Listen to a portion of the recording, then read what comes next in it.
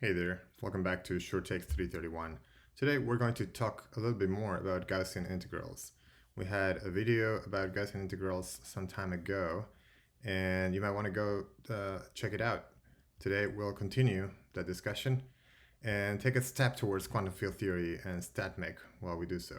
So in our previous video, we saw that there's an integral that's a function of lambda that goes from minus infinity to infinity, and it's a Gaussian integral, of course. It's e to the minus 1/2 lambda x squared dx.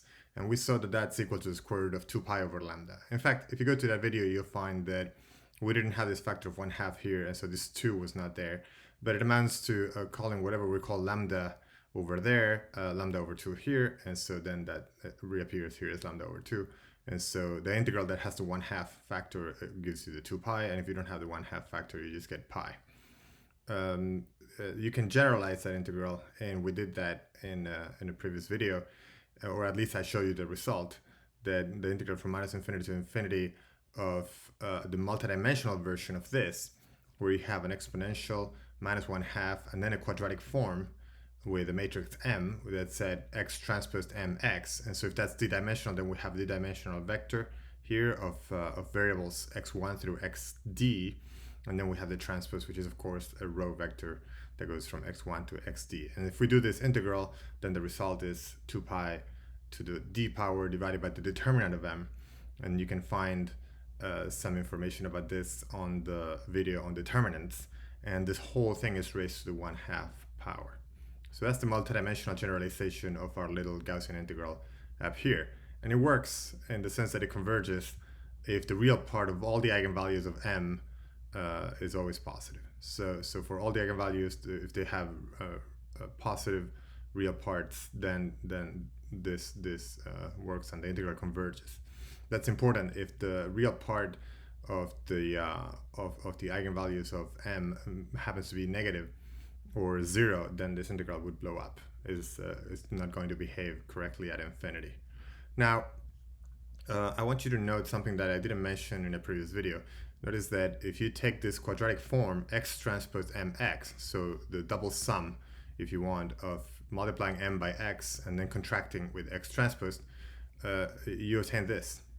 So if you look at that, you have this double sum over I and j. In this case, the sum would go from 1 to d for both I and j. You have xi, mij, xj. And it's important to note that only the symmetric part of m contributes to this sum. And I'll tell you what all that means. So any matrix M can be written as a sum of a symmetric part and an anti-symmetric part. The symmetric part is just m plus m transpose divided by 2. That's what I call ms. And this part is called symmetric because it is equal to its transpose. So if you transpose this combination, then you get the same matrix. And so this is the symmetric part. And the anti-symmetric part, of course, has the opposite property, that if you take the transpose of this, you get minus the original result. And so this MA, this part I call MA, is equal to minus MA transpose. And so it's the anti-symmetric part. And it turns out that if you insert this expression MS plus MA in here, then you will find that only MS survives. And the reason is that, of course, the MA part contracted with xi, xj is equal to 0. And that in turn happens because you can flip these indices. You can flip these indices, but this part is invariant and they're flipping the indices, whereas this one gets a minus sign. And so if that's true, then it means that this thing is equal to its negative, and so it must be 0. As a general rule, then when you contract an antisymmetric tensor with a symmetric tensor, the result is 0. It's like doing an integral of a function that is odd. So you have as many positive values as negative values with the same magnitudes but opposite signs, and so that cancels out. And so we are left then with only the symmetric part. And as a result, from this point on, we will only care about the symmetric part of m, and we might assume that the m that we have is symmetric. So let's just assume that m is symmetric, and we move on. So the more general case that I want to discuss in this video is this integral, where we introduce a new variable y. So we still have our integral from x1, or rather over x1 through xd from minus infinity to infinity, but now we have this quadratic form here that involves not just something that's purely quadratic in x, but also something that is linear in x and is multiplied by this new vector y. So this y is a vector, and it takes it has as many entries as x. So this, if you want, is like an inner product, x transposed y.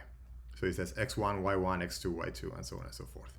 How do we do this integral? The trick is not too different from things you've seen before, except that you may not have seen it ever applied in this way. It goes by the name of completing the square, or that's what quantum field theorists like to say. This is just as simple as completing the square, and in a way that's true. And I'm going to do it in a way that I haven't really seen done exactly like this anywhere else, but it's always the same thing, done in one way or another with the same result. And the idea is as follows. Take this combination, x transpose mx minus x transpose y, and work with that. And you may be thinking, oh, you missed the 1/2, and actually I'll show you that I didn't. Imagine that you're multiplying this whole thing by 2, and then you grab one of those 2 contributions like this, and you work with that one. So this combination can be written as x transpose mx minus x transpose m inverse y. I'm allowed to do that because m inverse is just the identity, so I can insert the identity here in the form of m inverse. And what I want to accomplish with that is that I want to pull out to the left x transpose m. And so I do that. This whole combination is x transpose m times x minus m inverse y. The next thing I want to do is to symmetrize this and make this combination appear also accompanying x transpose. And so I go ahead and do that. X minus m inverse y, the whole thing transpose. I underlined that here to show you that's a new term. But if I do that, then I have to pay this price. So if I subtract it from x, then I also have to add it in this way. And so now I've accomplished this very nicely and symmetric form, x minus m inverse y transpose m, and then the same combination, x minus m inverse y, and then this whole mess here. So we're going to unpack this and see what it looks like. In the meantime, we're also going to define this combination to be x bar. I'm going to call that x bar. This should be a minus sign, by the way, and this should be a minus sign. So x bar is equal to x minus m inverse y. And so the interesting thing is that dx bar is equal to dx.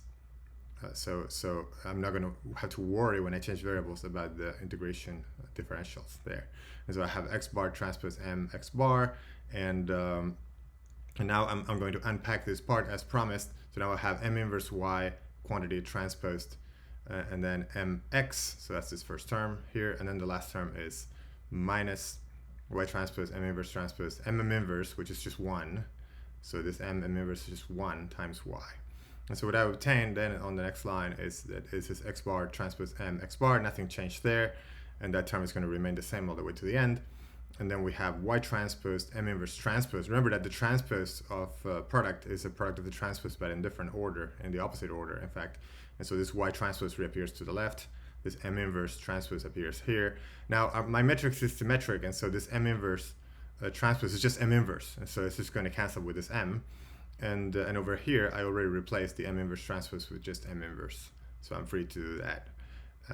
Again, because our matrix is symmetric, and so the transpose of the inverse is the inverse of the transpose, and the matrix that we have is equal to its transpose, so that's no problem. And so now this m inverse m cancels out, and I'm left with y transpose x with a plus sign, and then I have minus y transpose m inverse y over here. So what do I do with that? Well, I'm going to put this y transpose x on the other side of the equation. And so I'm going to end up with this equation I wrote down here, which is x transpose mx on the left minus 2 x transpose y, from bringing this to the left to accompany this other term. And by the way, y transpose x is the same as x transpose y, so there's no problem there. And then that is equal to x bar transpose m x bar minus this new combination y transpose m inverse y.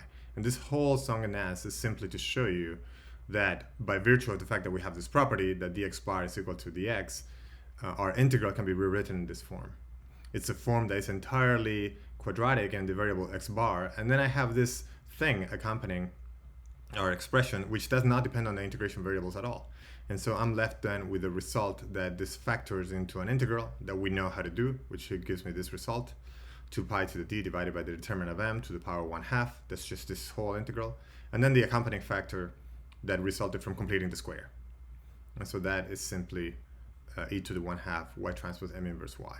And this is what we call the generating function of moments of the Gaussian distribution. So we've accomplished that we did the complicated integral that we started with. This with the new term over here that is linear is simply our old integral, that you can call I of 0, so evaluated at y equal to 0, times this new factor, so it factors out. And but it's also a generating function of moments of the Gaussian distribution.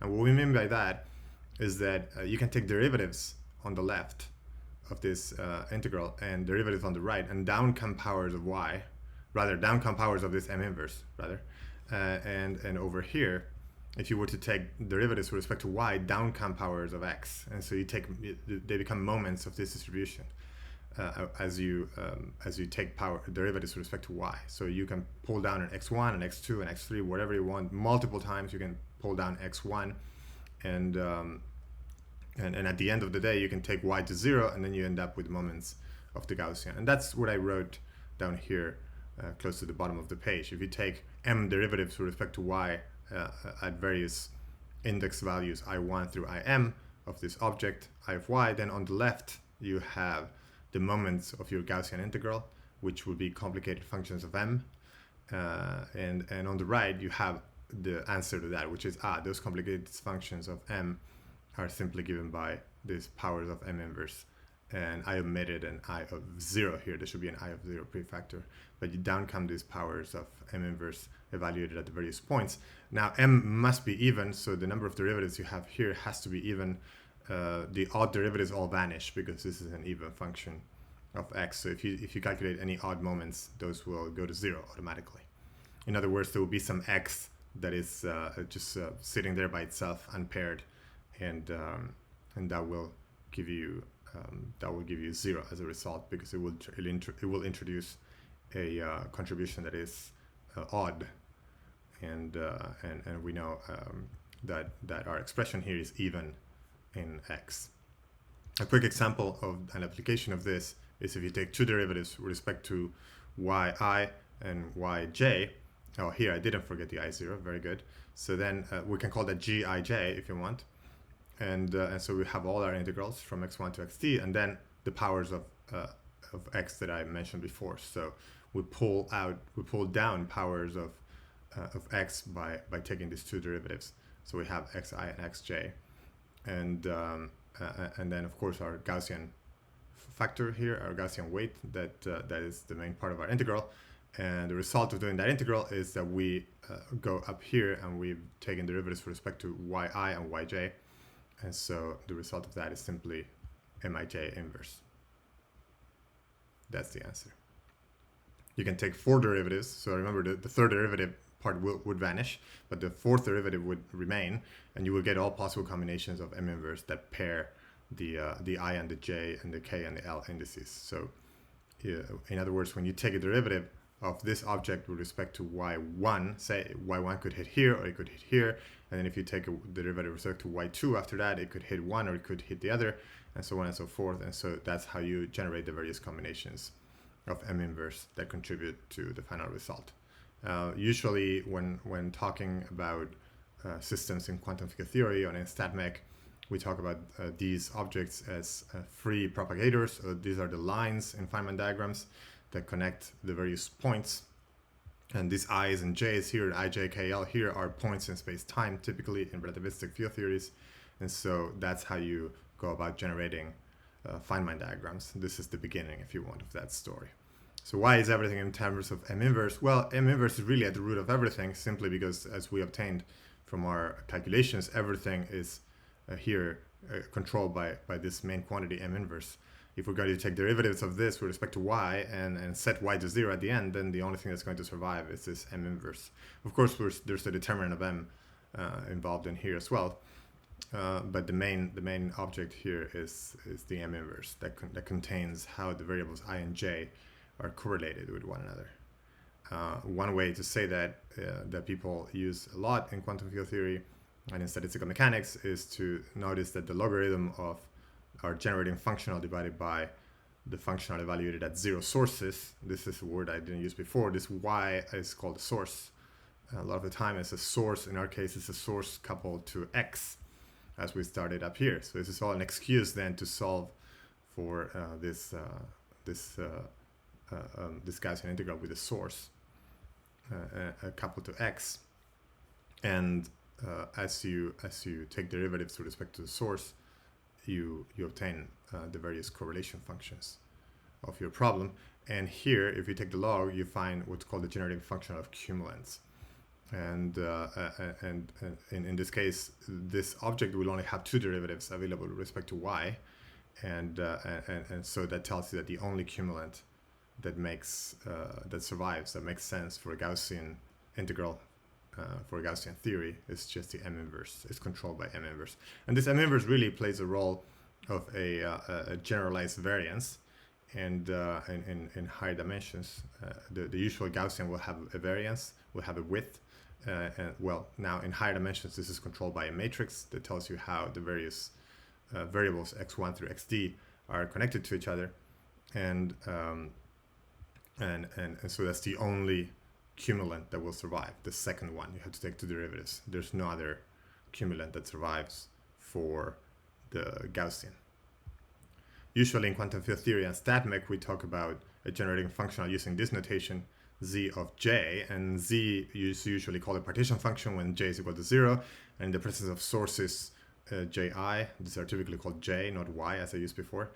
These are called, this object is called the generating functional of moments of the distribution, or also called the generating functional of disconnected diagrams, or of all diagrams. It will generate everything. Now, if you only want the connected diagrams, then you have to take the logarithm of z of j divided by z of 0, and so that's usually called w of j. So now I brought up this new concept. I talked about diagrams. I mentioned some diagrammatic objects here, but this is something we'll come back to in future videos when we continue discussing these types of animals and their logarithms and so on, and we'll see how all this becomes eventually something that's central in quantum field theory and statistical mechanics. For now, I hope you enjoyed this video and this advanced comments on more advanced topics. If you like this series, and if you're enjoying this content, please like and subscribe. And if you need a tutor in physics or math, in English or in Spanish, as always, you can contact me at shorttext331@gmail.com, or you can leave a comment in the comment section below, and I will see you next time.